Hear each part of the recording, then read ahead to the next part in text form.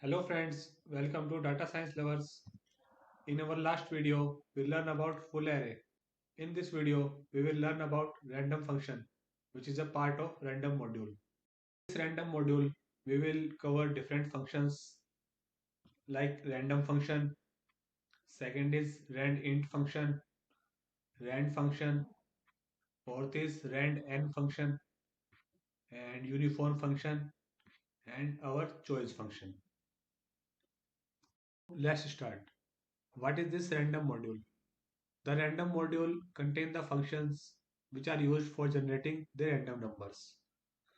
Now, first of all, we will import the Numpy library in this Jupyter notebook, and the syntax will be import Numpy as np.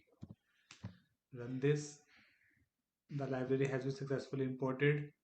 From this Numpy library, we will import the random module, and the syntax will be from Numpy, our library name, import the module name which we want to import.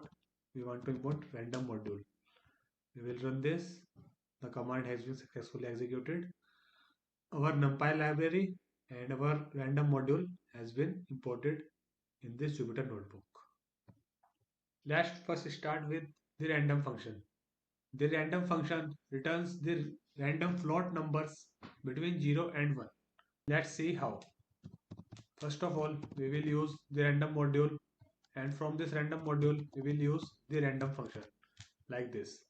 If I run this syntax, then it will create a random number between 0 and 1 in the float format. Suppose if I pass random dot random, if I pass any value here in this random function like 4, then it will give, or it will generate 4 random values all in float format between 0 and 1, and it will be in array format, and it is a 1D array. Similarly, if I want to create a 2D array with random numbers, then what can I do? I can write like this. I will pass the number of rows and number of columns for 2D array. 2 is my number of rows and 3 is number of columns. If I run this, then it will create a 2D array where there are 2 rows and 3 columns, and all the values in this 2D random array are float format between 0 and 1. Similarly, we can create a 3D array also, or you can say 3D random array. Our numpy library dot random, this is our random module, and in this module we will use random function. This is our random function, this one. Okay, here I will pass 3 values. First one for matrix like 2, then second one for rows, number of rows, and third one for number of columns. So I need 2 matrix. In each matrix there will be 3 row and 5 columns. If I run this, then it will create a 3D array all filled with random numbers, and all numbers are in float format between 0 and 1. There are 2 matrices. First one is this matrix, second one is this matrix, and in each matrix there are 3 rows. First one, first row, second row, third row, and first row, second row, third row, and 5 columns. And if you notice here, there are 3 square brackets in the starting here, and at the end also there are 3 square brackets, which indicates that it is a 3D array. So that's how we can create random arrays 1D, 2D, or 3D using the random function. Next is Randint function. The Randint function generates random integer numbers between the given range. By default, the range here starts from 0, and if we use Randint function, then the numbers generated can repeat. Let's see how it works. We will write our numpy library and then our random module. after random module, we will use Randint function. If I pass 2, 13, then it will generate a random integer number between the given range. The given range is 2, 13, means it will generate a random integer number between 2 and 13. Suppose I need 5 random numbers between 2 and 13. Then I will use Randint function 2, 13, my range, and after this I will pass the number of elements that I need. Suppose I need 5 elements, and if I run this, then it will give us 5 random numbers between 2 and 13. If I run this again, then you can see the numbers are repeating, means 12 is present 2 times. Now suppose I pass only one value here in the Randint function. Suppose I pass 4, then it will generate a random integer number between 0 and the end range is 4, means by default the range starts from 0 and it will end at the given number. So if I run this again, then it is giving now 3. So this is the second property of Randint function, that is the range starts from 0. Next is Rand function. The Rand function returns the random float numbers between 0 and 1. It is, you can say, similar to this first one, the random function, but there is little difference. Let's see what is the difference. To use the Rand function, we will first of all use Numpy library, then random module, and then Rand function. If I run this, then it is stated here that it will return a float number between 0 and 1. So it is returning a single float number. And if I use random.rand, if I pass any value or parameter here like 4, then it will return 4 random numbers between 0 and 1 in the form of 1D array. Similarly, we can create a 2D array of random numbers using Rand function like this. I will pass here number of rows and number of columns. 2, 3 means I need 2 rows and 3 columns. If I run this, it will create a 2D array and all the values are in float format between 0 and 1, and there are 2 rows and 3 columns. Similarly, we can also create a 3D array using Rand function, and this time I need 2 matrix, 3 rows and 5 columns. If I run this, then it will create a 3D array which is represented by these square brackets, 3 square brackets at the start and 3 square brackets at the end, and there are 2 matrices. In each matrix there are 3 rows and 5 columns. Now if you see here, this Rand function and this random function. In random function, to give the dimension, we are using the tuple. Tuple means you can see there are round brackets around this dimension 2, 3. Also here there are round brackets, means double round brackets are here, but here in Rand function there are only single round brackets like this. Means we can pass the number of rows and number of columns directly inside the Rand function. So this is the little difference between Rand and random function. Next is Randn function. The Randn function returns the random float numbers, positive and negative both, in the form of array. It is just similar to above this Rand function. The difference is it can create the negative random numbers also. Let's see how. np.random. After this, we will use Randn function like this. If I run this, then it is creating a float number, and this is a positive float number. If I run this again, then you can see this time it generated a negative float number. And if I pass any value here inside the Randn function, like if I pass 4 here, then it will create 4 random numbers, positive and negative both, in the form of 1D array. Similarly, we can create a 2D array Randn. Here I will pass the number of rows and number of columns, and if I pass here 3 comma 5, I need 3 rows and 5 columns, and our values can be positive as well as negative in this array. So it is creating a 2D array with 3 rows and 5 columns. All values are in float format. We can also create a 3D array np.random.rand and number of matrix 4. If I pass number of rows 2 and number of column 3. If I run this, it will create a 3D array. In this array we have 4 matrix, 2 rows and 3 columns in each matrix.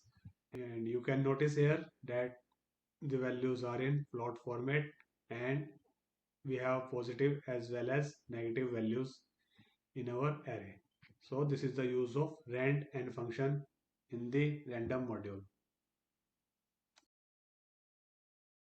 Next we have is uniform function. The uniform function returns the random float numbers between the given range of values. Here the random numbers cannot repeat, and by default the range starts from 0, and if nothing is passed in the function, then it will return a float number between 0 and 1. Let's see how it works. np.random module dot uniform function. Okay, if I pass here 2 comma 5, I am giving a range from 2 to 5. If I run this, then it will create a random number between 2 and 5, and it is in float format. Suppose I need 17 random numbers between 2 and 5. Then I will pass 17 as my third value here. If I run this, then it will return 17 random numbers in float format between the given range, which is 2 to 5. And you can see it is in the form of 1D array. Now if I pass only one value here, np.random and uniform function, inside this function if I pass only 5, only single value, then it will return a random float number between 0 to 5, because by default here the range starts from 0. And the one thing you have to notice that 5 is not included here. If I run this again, then it is generating a float random number 1.2. If I run this again, then it will create a again random number between 0 to 5. Suppose if I pass nothing inside this uniform function like this, I am not passing any value here, then it will return a float number between 0 and 1. Okay, so this is the uniform function. Next, move to the choice function. About choice function, the choice function returns random integer numbers from the given sequence. Here we are talking about sequence. In our last functions we were talking about the range, so we will see the difference here. And the second point is the range starts from 0 by default. If only one element is passed, then it will return a random number between 0 and that element. And the last point is by default replace equal to true, which means the numbers can repeat. We will see all 4 points one by one. Now if I use random module and the choice function, inside the choice function we have to pass any sequence here. Suppose I pass any sequence, random sequence. Here I am passing random values like this. So suppose this is my random sequence here. If I run this, then it will return any random number from this sequence, and I will copy this syntax. If I paste, and suppose I need 2 random numbers from this sequence, then I will pass this size as 2 here, and run this, then it will return two random numbers from the given sequence, and it will be in the form of 1D array. I can use 5 also here, then it will return 5 random numbers from the given sequence. If we talk about our second point, which is the range starts from 0 by default. What is mean? np.random module with choice function. If I pass here like 13 and 123, what the syntax will do? This syntax will create 123 random numbers between 0 and between 13. Means 0 to 13 it will create 123 random numbers, and the numbers you can see can repeat. Okay, because all values have to be integer here, so there is a repetition. Next, if I pass only one element in the choice function, np.random.choice, if I pass only one value like 12, then it will give me, or it will return a random integer value between 0 and that element is 12. Means it will return a random integer value between 0 and 12. Next point is, by default replace equal to true, which means that the numbers generated can repeat itself. I will copy this syntax np.random dot choice, and we have a sequence here, and if I pass any size here, size is our parameter equal to 5. If I run this, then it will give 5 random numbers from this sequence, and the numbers can repeat. You can see 33 is present 2 times. By default it means replace equal to true. Replace is a parameter here. If I pass replace equal to false, then there will be no repetition in the generated numbers. If I run this syntax, every time there will be no repetition because the parameter replace is passed as false.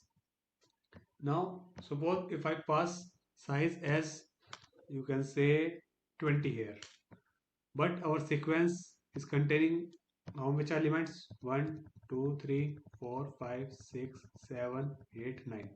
Our sequence is containing 9 elements, but we are asking for 20 elements from this sequence, and we are also asking that there should be no repetition. If I run this, then it will show an error because we are asking for the elements greater than the size of this sequence. If I pass true here, then means we are asking that there may be repetition from our sequence. If I run this, then it will create 1D array of 20 size from our given sequence. So this is the difference by passing replace equal to true and by passing replace equal to false here. So this is our random module from Numpy library. It may be confusing for you if you're starting from 0, but you have to note down these points which I have mentioned here for you, then it will be more clear to understand. So that's all friends for this video. Kindly subscribe to our channel